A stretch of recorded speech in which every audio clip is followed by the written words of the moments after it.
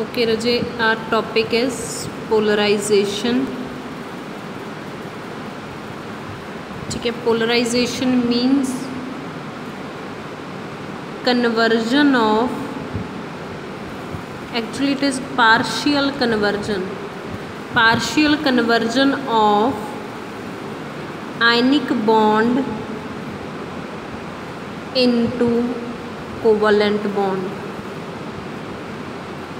ठीक है, ionic bond की कोवलेंट बॉन्ड दे विच जिहड़ी हैगी आ कन्वर्जन आ उहनूं आपां कहने आ, इस प्रोसैस नूं आपां की कहने आ, पोलराइजेशन। ठीक है, ये पोलराइजेशन रिवर्स हुंदी है अपने कोले डाईपोल मूवमेंट का। ठीक है, डाईपोल मूवमेंट का कि अपने कोले रिवर्स है partial conversion of ionic bond, क्योंकि उहदे विच की सीगा डाईपोल मूवमेंट जिन्ने पोल्स हुंदे सी उन्ने डाईपोल मूवमेंट ज़्यादा सी। ये पोलराइजेशन की है कि ये पोल्स जिन्ने घट होणगे उन्नी पोलराइजेशन ज़्यादा होगी, नैगेटिव पॉजिटिव, तां करके ये उहदे नालों रिवर्स है। तो ये पोलराइजेशन हुंदी किवें है? द डिस्टॉर्शन ऑफ, डिस्टॉर्शन का मतलब हुंदा disturbance, the distortion of electron cloud of anion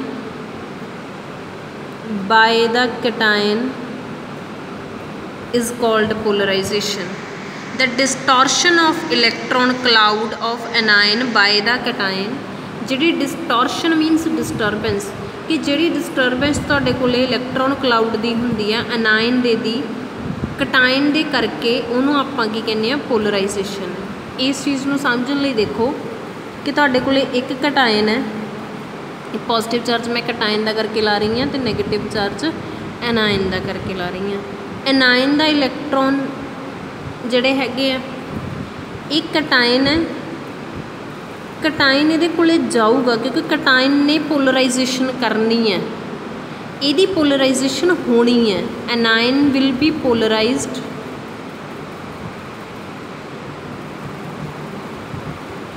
and cation will do polarization. ये पोलराइजेशन करता तो ये पोलराइजेशन हुंदी है।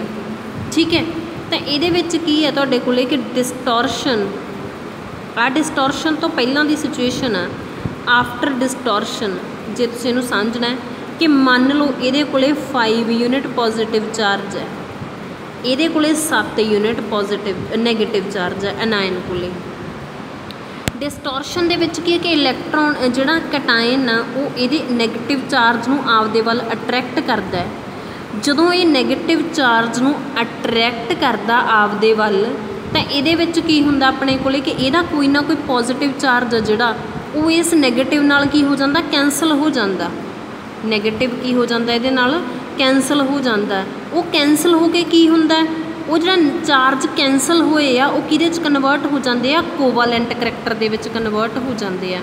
कि जे डिस्टॉर्शन तो पहला ये 100% आयनिक है, मीनस चार्ज अलग अलग पे है, तो ये की हुंदा डिस्टॉर्शन तो बाद की हुंदा कि जो कटायन ते अटैक करता ये इलैक्ट्रॉन्स नूं आपदे वल अट्रैक्ट करता है, तो यदा पॉजिटिव चार्ज तो यदा नैगेटिव चार्ज आपस दे विच कुछ ना कुछ कैंसल हो जाता है। वो जी कैंसलेशन आ वो किहदे च कन्वर्ट होंदी है, कोवालेंट दे, ते की हो जाती है फिर पोलराइजेशन। जिवें मान लो इत्ते 5 यूनिट पॉजिटिव चार्ज है तो 7 यूनिट है। आफ्टर डिस्टॉर्शन की है कि कटायन है तो एनायन है। ठीक है, डिस्टॉर्शन तो बाद ये रह गया 3 यूनिट चार्ज, ये रह गया -5, तो जिहड़ा 2 यूनिट है वो किधर गया, वो 2 यूनिट किहदे च कन्वर्ट हो गया, कोवालेंट दे विच कन्वर्ट हो गया।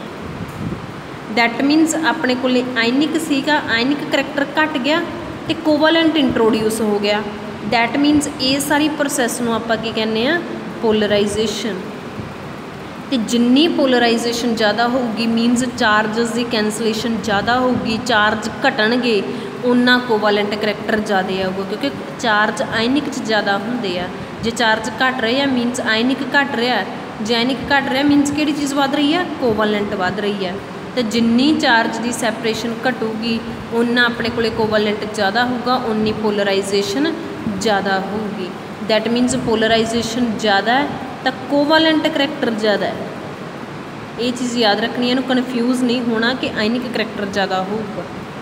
ठीक है, उस तो बाद आ जाते अपने कोले factors on which polarization depend, जिहदे ते पोलराइजेशन डिपेंड करती है। ठीक है, factors on which polarization depends, polarization जिहड़ी हैगी आ वो डिपेंड करती है। ਇਹਦੇ ਵਿੱਚ ਹੁਣ ਆਪਣੇ ਕੋਲੇ ਕਿਹੜੇ ਕਿਹੜੇ ਫੈਕਟਰਸ ਆ ਜਿਨ੍ਹਾਂ ਤੇ ਪੋਲਰਾਈਜੇਸ਼ਨ ਆ ਜਿਹੜੀ ਉਹ ਡਿਪੈਂਡ ਕਰਦੀ ਹੈ, ਉਹ ਦੇਖੋ ਤੁਸੀਂ।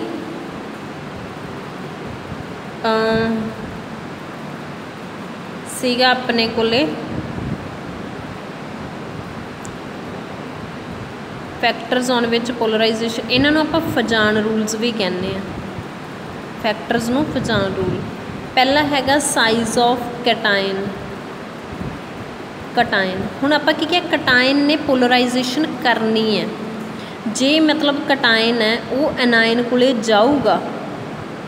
ठीक है कि हुण अपने कोले कटाइन ने जाना है, जे कटाइन ने इलैक्ट्रॉन्स नूं अट्रैक्ट करना, अट्रैक्ट तो अल्टीमेटली ये न्यूक्लीयस नहीं करना है क्योंकि पॉजिटिव चार्ज नहीं करना है।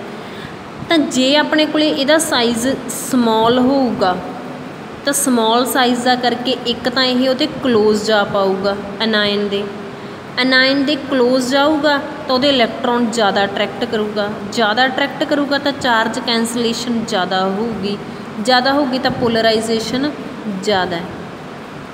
बाकी जे समॉल साइज़ आ तो न्यूक्लीयस नेड़े होऊगा, न्यूक्लीयस की होगा ये नेड़े होगा इस केस नालों, इस केस न्यूक्लीयस दूर है, दैट मीनस ये न्यूक्लीयस की फोर्स ऑफ अट्रैक्शन घट है, मीनस पोलराइजेशन लैस है।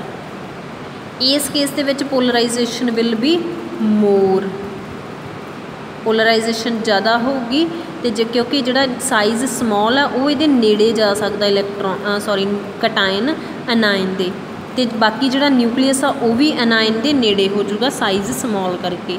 सो polarization will be more if the size of cation is small। ठीक है, then second is size of anion, size of anion हुण उन्हें पोलराइज होना है। ठीक है, आ न्यूक्लीयस है, आ उहदे इलैक्ट्रॉन है, आ अपने कोले कटाइन है, कटाइन का ऑलमोस्ट साइज़ सेम ही ले रहे हैं आप, एनाइन का साइज़ जोड़ा वो ले लें।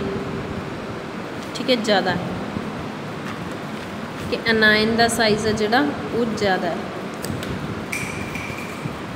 तो ये हुण अपने कोले की है एनाइन के साइज़ विच देखो, हुण एनाइन के जोड़े इलैक्ट्रॉन है इन्हों कटाइन ने भी अट्रैक्ट करना है तो ये न्यूक्लीयस ने भी करना है, मीनस इन्हां इलैक्ट्रॉन ते दो पॉजिटिव फोर्स लग रही हैं।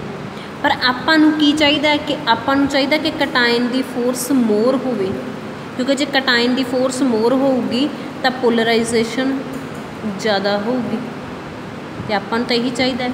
जे न्यूक्लीयस की फोर्स मोर होगी फिर इलैक्ट्रॉन आपदे वल खिंच लेने तो कटाइन का अटैक पॉसीबल नहीं होना तो पोलराइजेशन लैस होगी। तो न्यूक्लीयस की फोर्स मोर किहदे करके होगी, जे ये अपने कोले की है ये नेड़े होगा, जे if size small that mean जे साइज़ समॉल है तो अपने कोले पोलराइजेशन घटदी है। जे आप पोलराइजेशन इनक्रीज़ करनी है, मोर करानी है तो आपको साइज़ की चाहिए लार्ज, क्योंकि लार्ज साइज़ के विच इलैक्ट्रॉन ते जिहड़ा न्यूक्लीयस ऑफ एनाइन है उहदी फोर्स ऑफ अट्रैक्शन घट है। न्यूक्लीयस ऑफ एनाइन ते इलैक्ट्रॉन की फोर्स ऑफ अट्रैक्शन घट है इफ साइज़ लार्ज, तो जे फोर्स ऑफ अट्रैक्शन इन्हां च घट है दैट मीनस ये अपने कोले जिहड़ी हैगी आ पोलराइजेशन ज़्यादा होगी। फिर जे आ फोर्स घट गई तो आ फोर्स ऑटोमैटिकली वध जूगी, जे कटाइन की फोर्स ज़्यादा होगी तो पोलराइजेशन ज़्यादा हो जानी है। तो size of anion should be large. Third is charge of the ions, ions का चार्ज, ions means both cation and anion, cation ते एनाइन दोनों का चार्ज। कटाइन है इहदा जे चार्ज ज़्यादा हुंदा, मोर चार्ज हुंदा तो साइज़ की हुंदा समॉल हुंदा। जे एनाइन है उहदा चार्ज मोर हुंदा तो साइज़ अपने कोले की है लार्ज हुंदा। ते पहले 2 पॉइंट आपां यही पढ़े आ कि जे पोलराइजेशन ज़्यादा कराउणी है तो साइज़ समॉल चाहिए कटाइन का, तो अनायन का साइज़ ज़्यादा चाहिए। तो चार्ज नाल किवें अटेन हो रहे हैं जे दोनों ते चार्ज ज़्यादा है। दैट मीनस पोलराइजेशन कदों ज़्यादा होगी जे दोनों ते चार्ज की है ज़्यादा है। जे दोनों ते चार्ज की है ज़्यादा है दैट मीनस चार्ज कटाइन ते अनायन ते मोर होगा तो पोलराइजेशन ज़्यादा होएगी। ठीक है। Then fourth is electronic configuration